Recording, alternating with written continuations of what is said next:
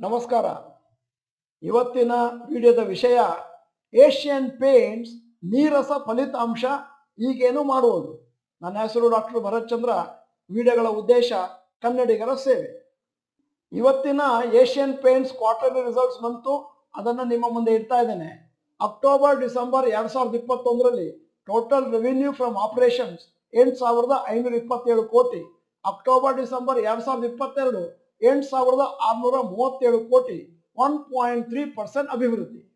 ಮತ್ತೆ net profit 1,031 versus 1,097, 6.4% ಅಭಿವೃದ್ಧಿ ಆಗಿದೆ. ಈಗ ಹೋಲಿಕೆಗಾಗಿ Asian paint last 5 quarter result ಅನ್ನು ನಿಮ್ಮ ಮುಂದೆ ಇಡ್ತಾ ಇದ್ದೇನೆ. ಟೋಟಲ್ ರೆವಿನ್ಯೂ ಮತ್ತು ನೆಟ್ ಪ್ರಾಫಿಟ್.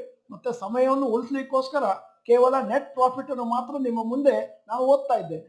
ಅಕ್ಟೋಬರ್ ಡಿಸೆಂಬರ್ 2021ರಲ್ಲಿ 1,031 ಕೋಟಿ, ಜನವರಿ ಮಾರ್ಚ್ 2022 874 ಕೋಟಿ, ಏಪ್ರಿಲ್ ಜೂನ್ 2022 1,036 ಕೋಟಿ, ಜುಲೈ ಸೆಪ್ಟೆಂಬರ್ 2022 804 ಕೋಟಿ, ಅಕ್ಟೋಬರ್ ಡಿಸೆಂಬರ್ 2022 1,097 ಕೋಟಿ. ರಿಸಲ್ಟ್ಸು ಅನಲಿಸ್ಟ್ಗಳ ಎಕ್ಸ್ಪೆಕ್ಟೇಷನ್ಗಿಂತ ಕಮ್ಮಿ ಇತ್ತು. Revenue as well as profit. ಅಂದರೆ ಏಷ್ಯನ್ ಪೇಂಟ್ ಸಾಮಾನ್ಯವಾಗಿ ಬಹಳ ಚೆನ್ನಾಗಿ ಪರ್ಫಾರ್ಮೆನ್ಸ್ ಮಾಡುವಂತ ಒಂದು ಕಂಪನಿ. ವರ್ಷ ಒಂದು 20-30% ಅಭಿವೃದ್ಧಿ ಕಾಣುವಂತದ್ದು. ಈ ಸತಿ ಕಮ್ಮಿ ಇದೆ ಅಂತೇಳಿ ನಿರೀಕ್ಷೆಗಿಂತ ಕಮ್ಮಿ ಇದೆ ಅಂತ ಹೇಳಿದ್ದಾರೆ. ಅಂದರೆ ಏಷ್ಯನ್ ಪೇಂಟಿನ ಡಲ್ ಪರ್ಫಾರ್ಮೆನ್ಸ್ ಈ ಕ್ವಾರ್ಟರ್ ಅಂತ ಹೇಳಬಹುದು. ಮತ್ತೆ ಕಳೆದ 2-3 ಕ್ವಾರ್ಟರ್ಗಳಿಂದ ಏಷ್ಯನ್ ಪೇಂಟಿಗೆ ಸ್ವಲ್ಪ ಡಿಮಾಂಡ್ ಕಮ್ಮಿ ಆಗಿದೆ. ಮತ್ತೆ ಬೇರೆ ಕಂಪನಿಗಳೊಡನೆ, ಅಂದ್ರೆ ಬೇರೆ ಪೇಂಟ್ ಕಂಪನಿಗಳನ್ನ ಹೋಲಿಕೆ ಮಾಡಿದ್ರೆ ಅದರಲ್ಲೂ ಕೂಡ ಇದೇ ವ್ಯತ್ಯಾಸವನ್ನು, ಇದೇ ಡಲ್ ಆಗಿರುವಂತ ನೇಚರ್ ಅನ್ನು ಕೂಡ ಕಾಣಬಹುದು. ನಿಮಗೆ ಹೋಲಿಕೆಗಾಗಿ ಬರ್ಜರ್ ಪೇಂಟ್ ರಿಸಲ್ಟ್ ಅನ್ನು ಕೂಡ ಕಳೆದ 5 ಕ್ವಾರ್ಟರ್ ನಿಮ್ಮ ಮುಂದೆ ಇಟ್ಟಿದ್ದೇನೆ. ಜುಲೈ ಸೆಪ್ಟೆಂಬರ್ 2021 219 ಕೋಟಿ ಪ್ರಾಫಿಟ್, ಅಕ್ಟೋಬರ್ ಡಿಸೆಂಬರ್ 2021 253 ಕೋಟಿ, ಜನವರಿ ಮಾರ್ಚ್ 2022 220 ಕೋಟಿ, ಏಪ್ರಿಲ್ ಜೂನ್ 2022 ನೆಟ್ ಪ್ರಾಫಿಟ್ 254 ಕೋಟಿ, ಜುಲೈ ಸೆಪ್ಟೆಂಬರ್ 2022 220 ಕೋಟಿ. ಅಕ್ಟೋಬರ್ ಡಿಸೆಂಬರ್ 2022 ರಿಸಲ್ಟ್ ಇನ್ನೂ ಅನೌನ್ಸ್ ಆಗಿಲ್ಲ. ನೀವು ಗಮನಿಸಿದ್ರೆ ಏಷ್ಯನ್ ಪೇಂಟ್ ನಲ್ಲಿ ಯಾವ ತರ ಪರ್ಫಾರ್ಮೆನ್ಸ್ ಸ್ವಲ್ಪ ಲೈಟ್ ಆಗಿ ಕಮ್ಮಿ ಇದೆಯೋ ಅದೇ ತರ ಬರ್ಜರ್ ಪೇಂಟ್ ಅಲ್ಲೂ ಇದೆ. ಮತ್ತೆ ಬೇರೆ ಪೇಂಟ್ ಕಂಪನಿಗಳಲ್ಲಿ ಕೂಡ ಇದೇ ತರನೇ ಕಾಣ್ತಾ ಇದೆ.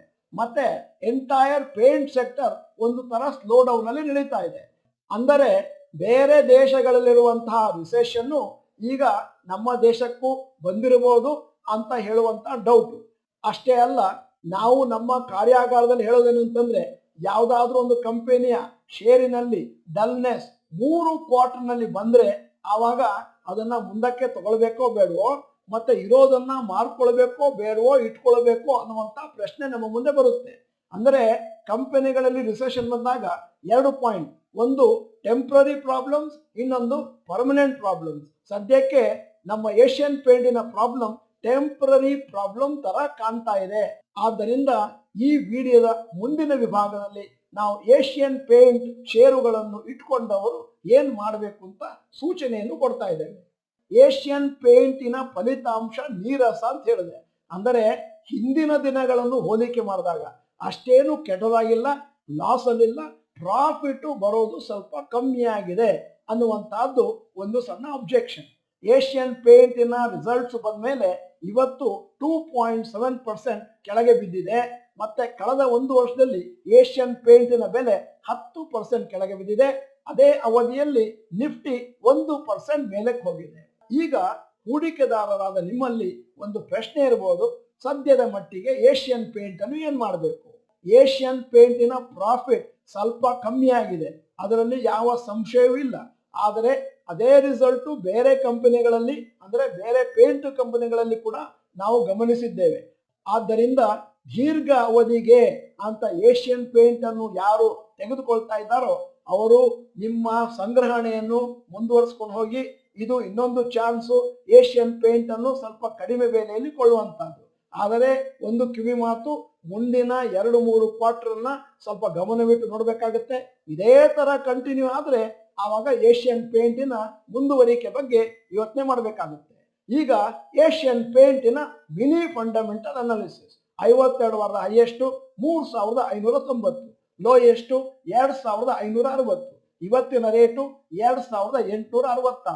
ಮತ್ತೆ ಹೂಡಿಕೆದಾರರಿಗೆ 1 ವರ್ಷ ಇಟ್ಕೊಂಡವರಿಗೆ -10%, ಅದಕ್ಕೆ ಭಯಪಡಬೇಕಾಗಿಲ್ಲ.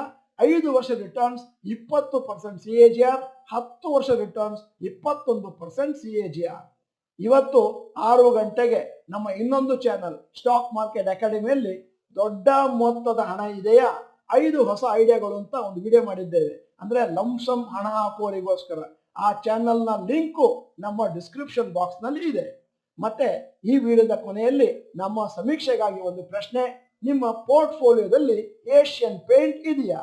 ಇದೆ ಅಥವಾ ಇಲ್ಲ, ಎಸ್ ಆರ್ ನೋ ಅಂತ ಚಾಟ್ ಬಾಕ್ಸ್ ನಲ್ಲಿ ಟೈಪ್ ಮಾಡಿ. ನೀವು ಡಾಕ್ಟರ್ ಭರತ್ ಚಂದ್ರ ಚಾನೆಲ್ ಮೆಂಬರ್ ಅಲ್ಲ ಅಂತಂದ್ರೆ ಇದೀಗ ಸಮಯ. ಸಬ್ಸ್ಕ್ರಿಪ್ಷನ್ ಬಟನ್, ಬೆಲ್ ಐಕಾನ್ ಒತ್ತಿ. ವಿಡಿಯೋ ಚೆನ್ನಾಗಿದ್ರೆ ಲೈಕ್ ಬಟನ್ ಒತ್ತೋದನ್ನು ಮರಿಬೇಡಿ. ಮತ್ತೆ ವಿಡಿಯೋನ ನಿಮ್ಮ ಎಲ್ಲಾ ಸ್ನೇಹಿತರಿಗೂ ಕಳಿಸ್ಕೊಡಿ. ಮತ್ತೆ ಕಮೆಂಟ್ ಮಾಡೋದನ್ನು ಮರಿಬೇಡಿ. ವಿಡಿಯೋನ ನೋಡಿದ್ದಕ್ಕೆ ಧನ್ಯವಾದಗಳು. ನಮಸ್ಕಾರ.